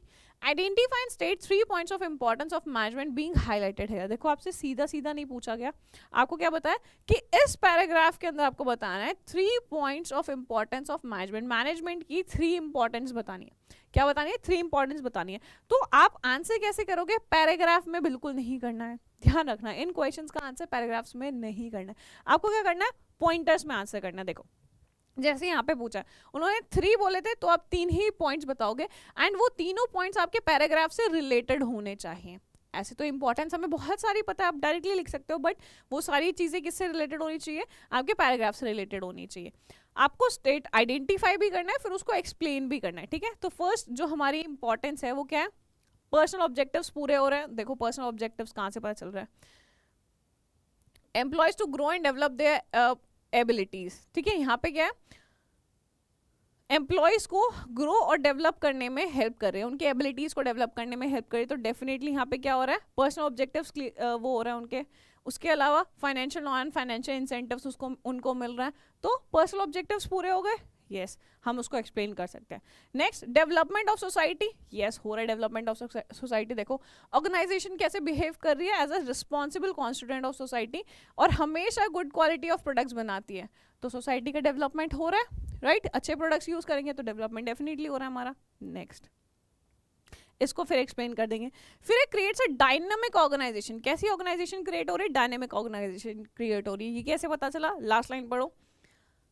Providing, जो उनके employees है वो हमेशा unique way find out करता है solution provide करने की इन changing business environment, जिससे क्या है ऑर्गेनाइजेशन एडजस्ट हो जाती है, अपने आप एडजस्ट हो जाती है और आराम से काम करती है, नए नए तरीके ढूंढता है। कोई भी मार्केट में चेंज हो रहा है, कोई मतलब नहीं, कोई बात नहीं, हम नया सोल्यूशन फाइंड आउट करेंगे। तो यहाँ से क्या पता चल रहा है कि भाई जो ऑर्गेनाइजेशन है वो कैसी है, डायनामिक ऑर्गेनाइजेशन है। क्या है, डायनामिक ऑर्गेनाइजेशन है। हर चीज़ के साथ क्या होती है, अपनी पॉलिसीज़ को या फिर अपने रूल्स रेगुलेशंस बोल सकते हो, अपनी स्टैटिक्स को चेंज करती है एंड एडजस्ट कर जाती है। तीनों पॉइंट आइडेंटिफाई गए, तीनों पॉइंट हमने क्या करे, एक्सप्लेन कर दिया। अब एक्सप्लेनेशन भी बहुत बड़ा नहीं है, 2-3 लाइन्स का एक्सप्लेनेशन है जो इनफ है। आपको पॉइंट टू पॉइंट बात करने, एक्स्ट्रा लिखना ही नहीं है, ध्यान रखना इस चीज़ का। एक्स्ट्रा लिखकर कभी आपके मार्क्स नहीं आते, अच्छा लिखकर आपके मार्क्स आते हैं, ठीक है, क्या लिखकर अच्छा मार्क्स आते हैं, अच्छा लिखकर मार्क्स आते हैं। हाफ मार्क्स यहाँ पर आपको आइडेंटिफिकेशन का मिलेगा, मतलब जो पॉइंटर्स आपने ढूंढे हैं इनका हाफ मार्क्स मिलने वाला है। किसका, ये जो पॉइंटर्स है ना, फर्स्ट सेकेंड थर्ड, इन पॉइंटर्स का आपको हाफ ऑफ मार्क्स मिलेगा और हाफ ऑफ मार्क्स उनको एक्सप्लेन करने का मिलेगा। जब पता है 3 को नंबर का क्वेश्चन है तो बहुत ज्यादा उसमें टाइम वेस्ट करने की जरूरत नहीं है। ठीक है, नेक्स्ट क्वेश्चन आगे बढ़ते हैं। अब देखो ऐसे इंटरनल चॉइसेस भी आपको क्वेश्चन में मिलेगी। क्वेश्चन नंबर 22 में क्या है, इंटरनल चॉइस है। 2 क्वेश्चन आपको दे रखे हैं। State any 3 reason as to why controlling is regarded as an indispensable function. Management का इंडिस्पेंसिबल मतलब कंट्रोलिंग को कैसे छोड़ नहीं सकते आप, उसको एक्सप्लेन कर दो। 3 रीजन देना है आपको, सिर्फ 3, अगेन पॉइंटर्स में क्वेश्चन जाएगा। या फिर enumerate any 3 advantage of management by exception. Management by exception जो है, जो क्या बोलता है कि आप हर चीज को कंट्रोल नहीं कर सकते, जो चीज हो रही है, जो इंपॉर्टेंट है उसको करो, बाकी चीजों को छोड़ दो, जब तक कि वो मेन चीजों को क्या नहीं कर रही है, हार्म नहीं कर रही है। तो which is used by manager in analysing deviations. या फिर इसके 3 एडवांटेज बता दो। अगेन 3 मार्क्स का क्वेश्चन है, 3 पॉइंटर्स में खत्म करेंगे, हमें ज्यादा बोलना ही नहीं है, ज्यादा लिखना ही नहीं है। ठीक है, इंपॉर्टेंस ऑफ कंट्रोलिंग, जब उन्होंने बोला 3 हमारे पास बहुत सारी है, जो भी 3 आपको याद है उस टाइम पे कंट्रोलिंग की 3 एडवांटेजेस या इंपॉर्टेंस आप बता सकते हो। मैनेजमेंट बाय एक्सेप्शन के केस में भी कोई भी 3 आप लिख सकते हो। हर एक इंपॉर्टेंस के लिए आपके पास क्या होगा, 1 मार्क होगा। जितना इंपॉर्टेंस बताओगे उतने मार्क्स आपको मिल जाएंगे वहां पे। क्लियर, पॉइंटर्स में आंसर करना है। नेक्स्ट क्वेश्चन, क्वेश्चन नंबर 23 हमारे पास है। Resolution Private Limited is a publishing company. Its book on business studies for class 12th in great demand. As a result, the employees in the marketing department are always racing against time as they have to work overtime and on holidays as well to cater to the demand. The work stress has led to dissatisfaction among the employees of the marketing department. देखो, कोई company है वो book publish करती है, book बहुत बढ़िया चल गई। जब बुक बढ़िया चल गई तो उसकी डिमांड ज़्यादा हो रही है। जब डिमांड ज़्यादा हो रही है तो वर्कर्स के ऊपर वर्कलोड ज़्यादा बढ़ रहा है, काम ज़्यादा आ रहा है, स्ट्रेस आ रहा है, जिसकी वजह से उन्हें डिससेटिस्फैक्शन हो रहा है कि भाई मुझसे ये काम नहीं होगा, बेकार चल रहा है, सर में दर्द एंड बहुत सारी प्रॉब्लम्स अराइज हो रही है। तो यहाँ पर आपसे क्वेश्चन क्या पूछा है, name and explain the step of staffing process which has not been perform properly. Staffing का वो कौन से वाला प्रोसेस स्टेप है, बेसिकली स्टाफिंग प्रोसेस हमारे पास पूरा, उसके कौन से वाला स्टेप है जो यहाँ पर सही ढंग से नहीं किया गया। नेम बताना है और फिर उसको एक्सप्लेन भी करना है। 2 चीजें पूछी गई है फर्स्ट क्वेश्चन में। फिर also explain the immediate next step in the process of staffing. फिर आपको बताना है, एक्सप्लेन करना है बेसिकली कि इसका नेक्स्ट स्टेप कौन से वाला होता है। तो देखो स्टार्टिंग में सबसे पहले आइडेंटिफाई करेंगे किस चीज़ के बारे में बता रहे, वर्कलोड ज़्यादा हो गया, तो यहाँ पर क्या चीज़ नहीं की गई अच्छे से, वर्क लोड एनालिसिस बोल सकते हैं, या फिर आप बोल सकते हो जो हमारे पर्सन का एनालिसिस होता है वो अच्छे से नहीं किया। आपने मैन पावर को जो एस्टिमेट करना था वो अच्छे से नहीं किया। आइडेंटिफाई करने का 1 मार्क है एंड उसको एक्सप्लेन करने का अगेन 1 और मार्क है। स्टाफिंग प्रोसेस का फर्स्ट स्टेप जो होता है, बेसिक स्टेप जो होता है, जहां पर आप मैन पावर रिक्वायरमेंट कितनी है उसको क्या करते हो, आइडेंटिफाई करते हो। कैसे, वर्कलोड एनालिसिस होता है, वर्कफोर्स एनालिसिस होता है, उनको सब्ट्रैक्ट करके हमारे पास बेसिकली हमें पता चल जाता है कि कहाँ पर ओवर स्टाफ्ड है या अंडर स्टाफ्ड है हम। ठीक है, तो वो चीज़ उन्होंने नहीं करी तो उसकी वजह से क्या है, estimation of man power requirement में प्रॉब्लम आ गई, तभी डिससेटिस्फैक्शन हो रहा है। इसके बाद एक्सप्लेन कर देना है इसको। फिर क्या पूछा है, इसका नेक्स्ट स्टेज कौन सा है। तो भाई स्टाफिंग प्रोसेस के अंदर मैन पावर रिक्वायरमेंट के बाद क्या आता है, हम लोग रिक्रूट करना शुरू करते हैं। ज़्यादा से ज़्यादा एप्लीकेंट्स चाहते हैं कि हमारे पास आके क्या करें, अप्लाई करें। तो सेकंड स्टेप क्या होता है, रिक्रूटमेंट, फिर आगे का प्रोसेस शुरू हो जाता है। तो दोनों चीज़ें हमने बता दी, 1 मार्क इसका, 1 मार्क इसका और 1 मार्क इसका। अगेन एक्सप्लेन कर रहे हो बट बहुत ज़्यादा मत करना, पॉइंट टू पॉइंट जो सही चीज़ है बस वही लिखना है, बहुत एक्स्ट्रा नहीं लिखना। Okay, next question number 24, again internal choice given है आपको, जो आपका मन करेगा एक ही आंसर करना क्वेश्चन का। ठीक है, state any 3 function of stock exchange. Stock exchange के कोई भी 3 फंक्शन आपको बताने हैं। 3 फंक्शन स्टॉक एक्सचेंज के आराम से आप बता सकते हो। ठीक है, डेवलपमेंट फंक्शन हो गया आपका, डेवलपमेंट वाला हो गया, प्रोटेक्टिव वाला हो गया, ये रेगुलेटरी फंक्शन हो गया, इनको एक्सप्लेन कर सकते हो आप। उसके अलावा first 3 steps involve in screen based trading for buying and selling of security.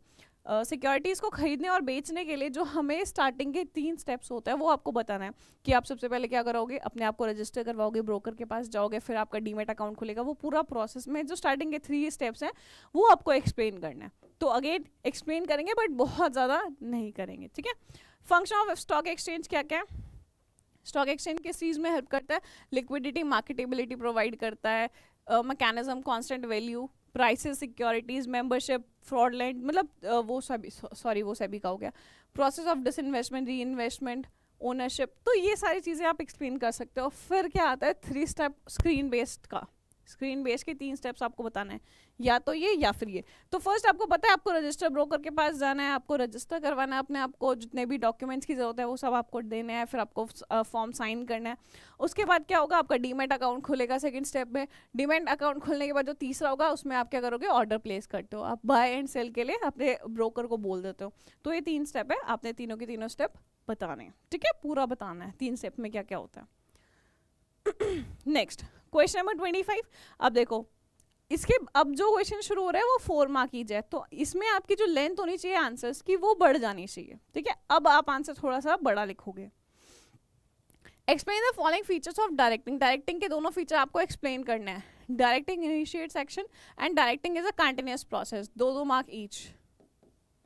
या फिर एक्सप्लेन करोगे लीडरशिप स्टाइल को। ऑटोक्रेटिक लीडरशिप स्टाइल कौन सा होता है, लेस फेयर लीडरशिप स्टाइल कौन सा होता है।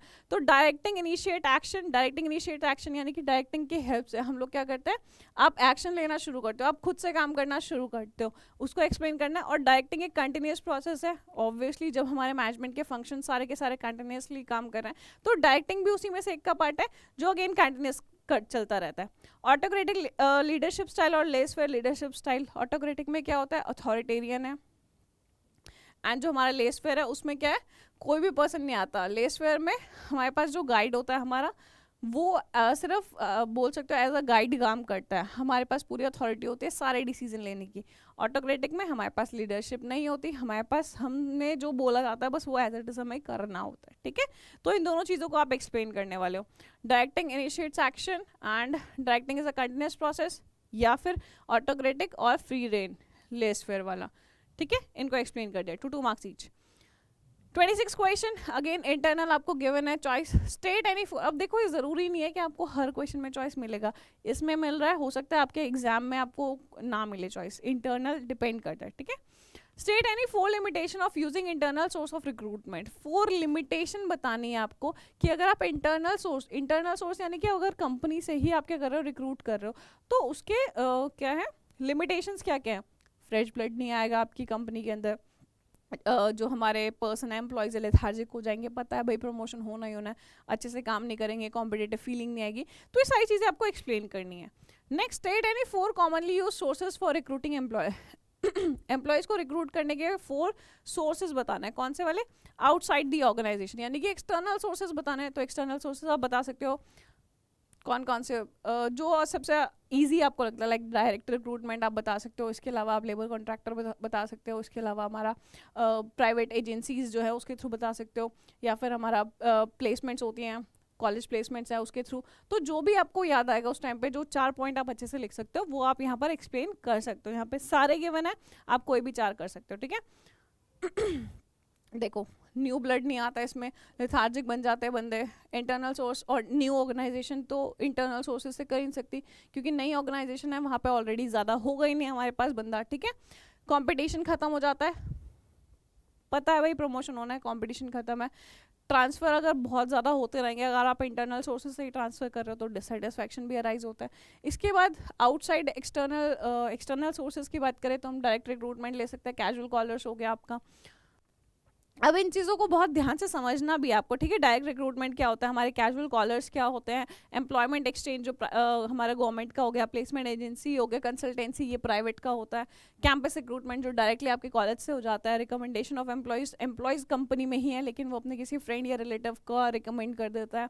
लेबर कॉन्ट्रैक्टर अगेन बाहर से एक लेबर कॉन्ट्रैक्टर होता है, उसके जो एम्प्लॉयज़ होते हैं वो हमारी कंपनी में आके काम करते हैं। टेलीविजन के थ्रू भी कर सकते हैं, वेब पब्लिशिंग के थ्रू भी कर सकते हैं, ठीक है। नेक्स्ट, मिस्टर अक्षय, अगेन ये भी 4 मार्क का क्वेश्चन है। Mister Akshay 20-year-old college student है, परचेज करी उसने एक book online from XYZ private limited से, उसने परचेज करी है। जब वो डिलीवर हुई तो उसने देखा उसके ऊपर तो कोई MRP नहीं लिखा हुआ है, बुक के ऊपर कोई MRP नहीं लिखा हुआ है। उसने चेक किया इंटरनेट में और उसने देखा कि वो अलग अलग प्राइसेस पे अलग अलग जगह मतलब अलग अलग जगह पर अलग अलग प्राइसेस में बिकी हुई है। मतलब सपोज करो अमेजोन पे 100 रुपये में, फ्लिपकार्ट पे 200 रुपये में, 300 रुपये में, एंड और भी अलग अलग जगह अलग अलग प्राइसेस में बिक रही है। तो उसने क्या किया, केस फाइल किया डिस्ट्रिक्ट फोरम में उस पब्लिशर के अगेंस्ट, एंड कोर्ट ने अक्षय को क्या किया, कॉम्पनसेशन भी दिया 10,000 रुपीज़ का। तो अब क्वेश्चन क्या है कि आइडेंटिफाई करो और बताओ कि यहाँ पर कौन से वाला कंज्यूमर राइट वायलेट हो रहा था। तो देखो कंज्यूमर राइट कौन सा वायलेट हो रहा था, राइट टू इन्फॉर्मेशन। बुक के ऊपर कोई इन्फॉर्मेशन गिवन नहीं थी। जब आप कोई प्रोडक्ट खरीदते हो तो आपका हक बनता है कि आपको उसकी सारी जानकारी हो, सारी चीज़ें आपको पता होनी चाहिए, उस प्रोडक्ट के ऊपर आपको लिखना है, ठीक है। तो राइट टू इन्फॉर्म यहाँ पे क्या हुआ, हैम्पर हुआ, और उसने कौन से वाला राइट अपना यूज़ किया, तो कॉम्पनसेशन वाला राइट यूज़ किया, राइट टू सीक रीएड्रेसल उसने क्या किया, यूज़ किया है। तो दोनों के दोनों आपको क्या करने हैं, एक्सप्लेन करने हैं, ठीक है। Next 28, explain the following factors affecting the dividend decision of a company. आपको बताना है डिविडेंड डिसीजन, किसी भी कंपनी का जो डिविडेंड डिसीजन है वो डिपेंड करता है टैक्सेशन पॉलिसी से कैसे करता है और कैश फ्लो पोजीशन से कैसे करता है। तो ये तो आप अपने वर्ड्स में क्या कर सकते हो, एक्सप्लेन कर सकते हो, टैक्सेशन पॉलिसी कैसे हेल्प करती है एंड अपना कैश फ्लो पोजीशन कैसे हेल्प करता है, ठीक। 2 मार्क्स आपको मिलेंगे। Next question number 29, identify and state various elements of communication highlighted in the following cases. चार अलग अलग बातें यहाँ पे बोली जा रही है, आपको बताना है कम्युनिकेशन से कैसे रिलेटेड है ये, okay. Department A has sent an encoded message to department B through internet, what is the role of internet है। यहाँ पे क्या हुआ, ए ने बी को कोई मैसेज भेजा, किसके थ्रू, इंटरनेट के थ्रू। तो आपको बताना ये इंटरनेट जो है ये क्या काम कर रहा है। यहाँ पर एक सेंडर है, एक रिसीवर है। सेंडर और रिसीवर के सेंडर से जो मैसेज रिसीवर तक गया है वो किसके थ्रू गया है, उसको हम लोग क्या बोलते हैं, मीडिया। क्या बोलते हैं बच्चे, मीडिया। किसके थ्रू वो मैसेज ट्रैवल कर रहा है उसको हम मीडिया बोलते हैं। यहाँ पे इंटरनेट के थ्रू कर रहा है तो इंटरनेट क्या हो गया हमारा, मीडिया हो गया। Next, Madhur is making gestures so that he can understand, he can send a message to Ranveer, what is mother doing, मधुर क्या कर रहा है, जेस्चर्स बना रहा है। मतलब वो बोल रहा है सपोज उसको, मतलब वो बताने की कोशिश कर रहा है कि भाई ऑल द बेस्ट, या फिर और कुछ उसने पूछा कि 1 बज रहा है, 2 बज रहा है, एनीथिंग, उसने कोई भी जेस्चर बताया कि भाई टाइम बता दे क्या हो रहा है, ठीक है। वो बोल नहीं रहा है, वो ऐसे कर रहा है कि टाइम बता दे क्या हो गया। तो वो क्या करने की कोशिश कर रहा है ये आपको बताना है।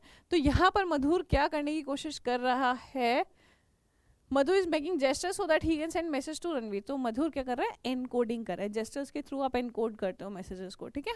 Next, Ranveer is trying to understand, अब रणवीर समझने की कोशिश कर रहा है कि ये क्या कर रहा है, ये मुझे बोलना क्या चाह रहा है, ठीक है। बाय रीडिंग हिज जेस्टर, उसके जेस्टर्स को रीड करके वो उसको देख रहा है कि भाई ये कर क्या रहा है।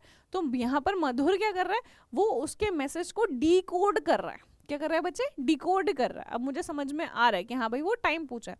Kamlesh picks up his phone, finds a message on it, he reads the message carefully. तो यहाँ पर कमलेश क्या कर रहा है, कमलेश के पास एक फ़ोन है, उसने जैसे ही अपना फ़ोन उठाया उसके पास क्या आया हुआ था, मैसेज आया हुआ था, उसने मैसेज को पढ़ा। तो यहाँ पर कमलेश ने क्या किया, सॉरी हाँ, यहाँ पे कमलेश का रोल क्या है, तो कमलेश का रोल क्या है यहाँ पे, कमलेश क्या है यहाँ पे, बेसिकली रिसीवर। क्या है बच्चे, रिसीवर है, ठीक है। क्लियर है चारों क्वेश्चन, आई होप आपको क्लियर हो गया होगा। नेक्स्ट एक और 4 मार्क्स का क्वेश्चन है हमारे पास। धवल Acharya, after acquiring a bachelor's degree in hotel management, joined his father's chain of vegetarian restaurant in Ahmednagar. Being young and enterprising, he suggested his father to add a new section of vegetarian bakery items which required an investment of 5 crores. His father, Mr. Arikhet Acharya, suggested him to take decision with caution and understood everything comprehensively, as bad decision may damage the financial fortune of business. Identify the decision suggested by Mr. Acharya, state by giving any 3 reason why he must have advised his son to take decision with caution. अब देखो यहाँ पर एक बेटा है और एक father है, उनका बेटा कुछ करना चाहता है जिसमें क्या लग रहा है 5 करोड़ रुपीस इन्वेस्टमेंट लग रही है। उनके फादर ने क्या बोला, बेटा ठीक है आइडिया अच्छा है बट इस डिसीजन को अगर तुम लेना चाह रहे हो तो बहुत ध्यान से लेना। तो आपको बताना है वो कौन कौन से रीज़न है या फिर क्यों ऐसा उन्होंने कहा अपने बेटे को। तो बच्चा देखो 5 करोड़ रुपीस इन्वेस्ट करना एक बहुत बड़ा अमाउंट है, तो हमें पता है लॉन्ग टर्म के लिए आप इतना बड़ा अमाउंट अगर कहीं पे इन्वेस्ट कर रहे हो तो ये क्या है, रिस्क फैक्टर है, आपका जो पैसा है वो भी एक जगह फंस जाता है। तो आपको उसी के रीजंस बताना है, ठीक है। तो देखो क्योंकि लॉन्ग टर्म ग्रोथ के लिए डिसीजन है तो आपको क्या करना पड़ेगा, बहुत सोच समझ कर वो लेना पड़ेगा। आपके फंड्स ब्लॉक हो जाते हैं किसी एक पर्टिकुलर एसेट के अंदर या फिर इन्वेस्टमेंट के अंदर, आपका जो डिसीजन है वो आपके फर्म को इफेक्ट करता है। फर्म बेसिकली आप बोल सकते हो रिस्क जाता है क्योंकि इतना बड़ा अमाउंट है, ठीक है। एंड डिसीजन अगर एक बार आपने ले लिया इसका 5 करोड़ का, क्योंकि लॉन्ग टर्म इन्वेस्टमेंट का डिसीजन है तो ये इरिवर्सिबल होता है। ऐसा नहीं है कि आप बीच में से बोलो नहीं भाई अब नहीं करना, कर ही नहीं सकते जब उतना इन्वेस्ट कर दोगे। तो इसीलिए उसके फादर ने उनको क्या बोला कि भाई सोच समझ कर करना इस काम को, ठीक है। नेक्स्ट, अब हमें 6 मार्क के क्वेश्चन यानी कि बेसिकली आपके लॉन्ग मार्क्स के क्वेश्चंस आ गए हैं। तो यहाँ पर आप अपनी वर्ड लिमिट और थोड़ी सी बढ़ा दोगे, 50 से और बढ़ा दोगे। 150 इससे पहले की है और ये वाली 200 की है।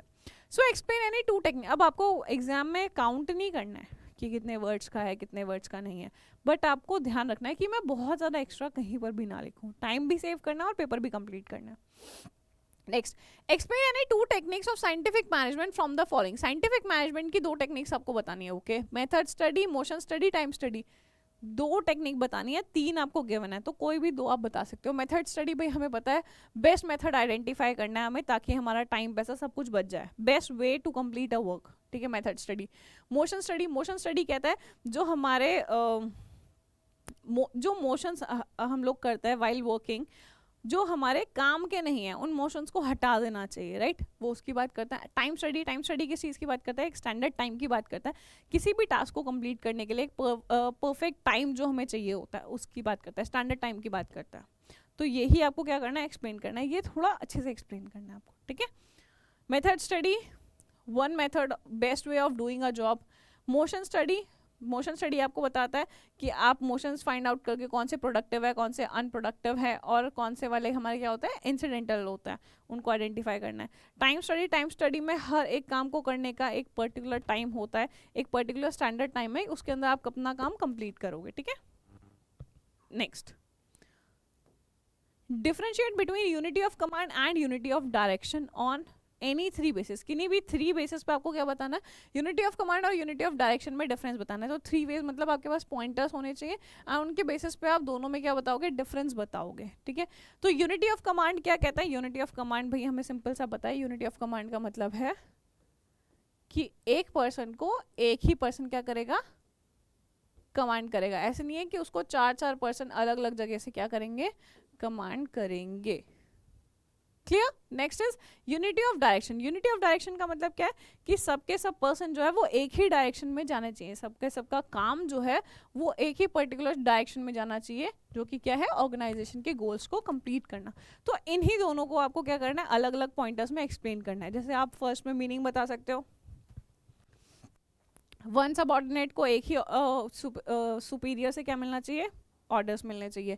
यहाँ पर क्या बोला गया है, 1 हेड 1 प्लान होना चाहिए, यानी कि सारे एक ही जगह पर काम कर रहे हो, एक ही चीज़ के लिए काम कर रहे हो। डुअल सबऑर्डिनेशन बचता है, डुअल सबऑर्डिनेशन यानी कि आपको अलग अलग काम नहीं करना है और यहाँ पर ओवरलैपिंग ऑफ एक्टिविटीज से बच जाते हो आप definitely. It affects individual employ और ये पूरी ऑर्गेनाइजेशन को इफेक्ट करता है। तो इस तरीके से आप पॉइंटर्स लिख सकते हैं अपने। Explain any 2 principle of fuel from the following, ये भी आपका अगेन 6 मार्क्स का क्वेश्चन है। एक्सप्लेन कोई भी 2 प्रिंसिपल आपको बताने किसके, फ्यूल के। 14 प्रिंसिपल ऑफ फ्यूल है उसमें से कोई भी 2 बताने, 3 दे रखे हैं 2 बताने। डिसिप्लिन हो गया, ऑर्डर हो गया, इनिशिएटिव हो गया। डिसिप्लिन क्या कहता है कि चाहे हमारे मैनेजमेंट है चाहे हमारा जो एम्प्लॉय है, दोनों को ही अपने रूल्स या फिर अपना जो आपने प्रोमिस किए हैं उस पर बंधा रहना चाहिए। ऐसा नहीं है कि आप अपने रूल्स ब्रेक कर सकते हो। Next is order. ऑर्डर का मतलब क्या है, हर चीज़ के लिए एक पर्टिकुलर जगह होनी चाहिए एंड हर पर्सन अपनी पर्टिकुलर जगह पर होना चाहिए। इनिशिएटिव का मतलब है कि आप जब किसी कंपनी में काम कर रहे हो तो आपको खुद से इनिशिएटिव्स लेने होने चाहिए, ठीक है। तो ये तीनों पॉइंटर्स हैं, इनको आप आराम से एक्सप्लेन कर सकते हैं, कोई भी दो करने हैं आपको। नेक्स्ट अगेन ये भी 6 पॉइंट का है question. Differentiate between contribution made by F W Taylor and Henry Fayol on any 3 basis. देखो जब साफ साफ लिखा है ना कि 3 बेसिस पे, तो 6 पॉइंटर मत लिख के आना कि 1 पॉइंटर का 1 मार्क हो गया, नहीं, साफ लिखा है 3 बेसिस पे तो 3 पॉइंटर्स लिख के आना। किस चीज़ की बात कर रहे हैं, एफडब्ल्यू टेलर और हेनरी फ्योल की बात कर रहे हैं। तो भाई एक शॉप लेवल पे काम करता था, एक किस चीज़ की बात करता था, साइंटिफिक मैनेजमेंट थ्योरी की बात करता था, टॉप मैनेजमेंट लेवल पे यूनिटी ऑफ कमांड को मानता था, एक बोलता था नहीं, क्योंकि उसने फंक्शनल फोरमैनशिप दे रखी थी। फंक्शनल फोरमैनशिप में आपके पास 8 बंदे हैं जो आपको क्या करने वाले हैं, ऑर्डर्स देने वाले हैं। एप्लीकेबिलिटी कहाँ कहाँ पर एप्लीकेबल है, यूनिवर्सली है, स्पेसिफाइड सिचुएशंस में अप्लाई होगा। पर्सनल एक्सपीरियंस के बेसिस पे उसने एक्सपेरिमेंट किया, ऑब्जर्व किया एंड एक्सपेरिमेंटेशन के थ्रू उसने ये डिटेल्स निकाली है। तो इन सारे पॉइंट्स के बेसिस पे आप क्या कर सकते हो, आंसर कर सकते हो। तो 3 ही पॉइंट लिख के आना, ज़्यादा मत लिख के आना, ठीक है। Next, explain the steps that are required to be performed by manager before evaluating all possible courses of action in planning process। आपको बताना है वो कौन से वाले steps हैं जो मैनेजर करेगा before evaluating all possible courses of action। देखो evaluating all possible courses of action से पहले बहुत सारे steps आते हैं, उन सारे steps को आपको करना है। तो सबसे पहले तो आप आइडेंटिफाई करोगे, ठीक है, ऑब्जेक्टिव सेट करोगे, फिर आप क्या करोगे, प्रेमाइसेस को डेवलप करोगे। ऑब्जेक्टिव सेट कर दिया, फिर प्रेमाइसेस डेवलप करोगे कि कौन कौन सी सिचुएशंस में आप किस किस तरीके से काम करने वाले हो। फिर आप आइडेंटिफाई करोगे ऑल्टरनेटिव कोर्सेज ऑफ एक्शन को कि अलग अलग कौन से है। उसके बाद करते हो आप क्या, इवेलुएट। इसके बाद आता है 4th स्टेप किस चीज़ का, इवेलुएशन का। तो उससे पहले के 3 स्टेप आपको बताने थे और उसको एक्सप्लेन करना है, ठीक है। नेक्स्ट 33 क्वेश्चन है हमारा, एक्सप्लेन हाउ प्लानिंग। अब बताना है प्लानिंग कैसे रिड्यूस करती है ओवरलैपिंग एंड वेस्टफुल एक्टिविटीज़ को, establish standards for controlling facilitate decision making. तो आपको 3 है, तीनों 2-2 मार्क्स के हैं, तीनों को एक्सप्लेन करना है। प्लानिंग कैसे ओवरलैपिंग में हेल्प करता है, ओवरलैप नहीं होता है, स्टैंडर्ड कंट्रोलिंग के लिए स्टैंडर्ड्स कैसे फिक्स करता है, और डिसीजन मेकिंग में कैसे हेल्प करता है। Next 33, read the statements given in point 1 and 2 and answer the following questions। okay, tea is produced in Assam but is carried to customers not only in this state but also in other parts of the country। A, identify and explain the function of marketing that enables the marketer to achieve its goals। B, enumerate any 2 factors that marketers should take into consideration in order to analyze the identified needs। second option है, second है हमारे पास, paddy is grown during summer season but its demand and sales takes place throughout the year। name and state function of marketing which should be undertaken to reduce the gap between production and consumption of paddy। state by giving 2 reasons as to why proper discharge of this function is important। तो हमें दोनों ही करना है, 2 marks each लगा लो, 3 number का ये, 3 number का ये, ठीक है। सो फंक्शन ऑफ मार्केटिंग जो मार्केटर अचीव करेगा वो क्या है, ट्रांसपोर्टेशन। क्यों, क्योंकि हमें बात किस चीज़ की कर रहे हैं कि असम में टी उगती है बट वो हर एक पार्ट में बिकती है। उगता सामान एक ही जगह बट वो मल्टीपल जगह क्या होता है, आप बोल सकते हो ट्रांसपोर्ट होता है। तो फर्स्ट क्वेश्चन का आंसर क्या है, ट्रांसपोर्टेशन। तो फिजिकल मूवमेंट ऑफ गुड्स वो बता रहा है कि आपके गुड्स जो है वो एक जगह से दूसरी जगह के बारे में एक्सप्लेन करना है कि कैसे ट्रांसपोर्ट करोगे आप, ठीक है। फिर सेकेंड था आइडेंटिफाई करना और एक्सप्लेन करना है फंक्शन ऑफ मार्केटिंग जो इस चीज़ को हेल्प करेगा, इस चीज़ को कंप्लीट करने में हेल्प करेगा। तो कौन कौन सी चीज़ें देखनी पड़ेगी भाई, उसने मार्केटिंग नीड्स देखनी पड़ेगी, प्रोडक्ट का नेचर कैसा है। अगर आपका प्रोडक्ट जल्दी ख़राब हो जाता है तो उस हिसाब से आप उसको ट्रांसपोर्ट करोगे, जल्दी ख़राब नहीं होता है तो उस हिसाब से आप ट्रांसपोर्ट करोगे। भारी है, हल्का है, महंगा है, सस्ता है, हर एक चीज़ आपको देखनी पड़ेगी उसकी, ठीक है। फिर enumerate any 2 factors market should take into consideration in order to analyze the identified needs। क्या करेगा, स्टोरेज और वेयर हाउसिंग, ठीक है। चलो इस तरीके से आप क्या कर सकते हो, क्वेश्चन का आंसर कर सकते हो। ये वाला हमारा लास्ट क्वेश्चन है, question number 34। Diligent Developers, a website design company in Bangalore, is a startup initiative of Mr. Mani Raj, which aims at achieving a profit margin of 10% in its first year. Mr. Mani Raj appointed Mr. Advait as a digital marketing head Mr. Kyanch as the head of backend department and Mr. Narvez head the graphics designing department. Since each head was specialized in specific skill, it resulted in increased efficiency and better coordination. However, problem arose when Mr. Advait started considering group objectives superior to organizational objectives and stopped exchanging information with Mr. Kyanch and Mr. Nirvay. The company had to bear a burden of lack of coordination and was unable to achieve its objectives. देखो हुआ क्या, diligent developer एक website designing company है, उन्होंने क्या किया, हर एक काम के लिए एक अलग से हेड बना दिया जो अपने वर्क में क्या था, स्पेशलिस्ट था, ठीक है। बट आगे क्या हुआ, जो हमारे मिस्टर अद्वैत थे, इनको लगा कि इनका ग्रुप गोल अचीव होना, मतलब कि इनके डिपार्टमेंट का काम पूरा हो जाए, वो ज़्यादा इंपॉर्टेंट है। तो इन्होंने अपने डिपार्टमेंट की इंफॉर्मेशन बाकी के डिपार्टमेंट से शेयर करना बंद कर दिया, जिसकी वजह से कंपनी को नुकसान हुआ, ठीक है, लैक ऑफ कोऑर्डिनेशन की वजह से। तो अब क्वेश्चंस क्या हैं, identify and state organizational structure adopted कि कंपनी ने कौन से वाला अडॉप्ट किया हुआ है स्ट्रक्चर, वो बताना है सबसे पहले तो आपको। फिर state two benefits and two limitation of the identify structure. तो कंपनी का स्ट्रक्चर, मेन चीज़ क्या है, कंपनी का स्ट्रक्चर क्या है, तो देखो हर एक डिपार्टमेंट के लिए अलग अलग है, तो हर एक फंक्शन बेसिकली अलग अलग तरीके से उन्होंने क्या किया, डिपार्टमेंट है, डिज़ाइनिंग के अलग है, आपका बैकएंड का अलग है, तो हर चीज़ का जब अलग अलग है, एंड ये सारी चीज़ें किस चीज़ के ऊपर डिपेंड करती हैं, उनके फंक्शंस के ऊपर डिपेंड करती है। तो ये वाला जो स्ट्रक्चर होता है वो कौन सा होता है, हमारा फंक्शनल स्ट्रक्चर होता है, ठीक है। तो यहाँ पर फंक्शंस के अकॉर्डिंग डिवाइडेड है, तो ऑर्गेनाइजेशन जो स्ट्रक्चर है वो कौन सा है, हमारा फंक्शनल है। अब आपको फंक्शनल स्ट्रक्चर के ही दो एडवांटेज और दो लिमिटेशन बतानी है। तो इसकी एडवांटेजेस आप बोल सकते हो, ऑक्यूपेशनल स्पेशलाइजेशन आता है, कंट्रोल कोऑर्डिनेशन होता है, तो अलग से इंपॉर्टेंस बता सकते हो। और जो उसकी लिमिटेशन है, क्योंकि फंक्शनल स्ट्रक्चर है तो क्या होता है, आपको ऑब्जेक्टिव्स किसके करने हैं, मतलब फंक्शनल हेड क्या होता है कि वो अपने अपने ऑब्जेक्टिव्स पूरा करने में लग जाता है। It may lead to problems in coordination आ सकती है, क्योंकि फंक्शनली डिफरेंशिएट डिपार्टमेंट है, हर डिपार्टमेंट का काम अलग अलग है, तो उसमें कोऑर्डिनेशन में प्रॉब्लम आ सकती है।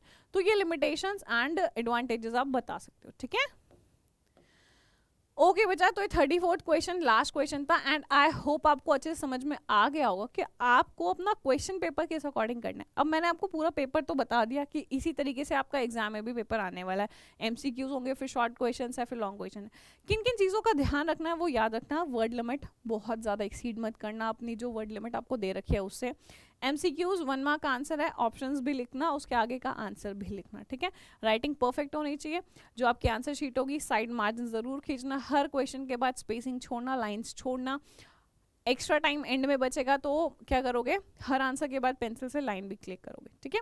So guys that was all for today. अब मुझे आपको एक इंपॉर्टेंट चीज़ बतानी है कि आपका जब एग्जाम हो जाएगा बिजनेस स्टडीज़ का, उसके बाद आप अपने जो क्वेश्चन पेपर है आप उसको शेयर कर सकते हो हमारे साथ। टेलीग्राम ग्रुप जो है हमारा official CUET by Gokul Chhabra, उसके ऊपर आपको क्या करना है, अपना क्लास 12th का पेपर हमसे शेयर करना है, एंड देन हम उसको क्या करेंगे, सॉल्व करेंगे, लाइव सॉल्व करवाएंगे, एनालाइज कराएंगे उसका, ठीक है।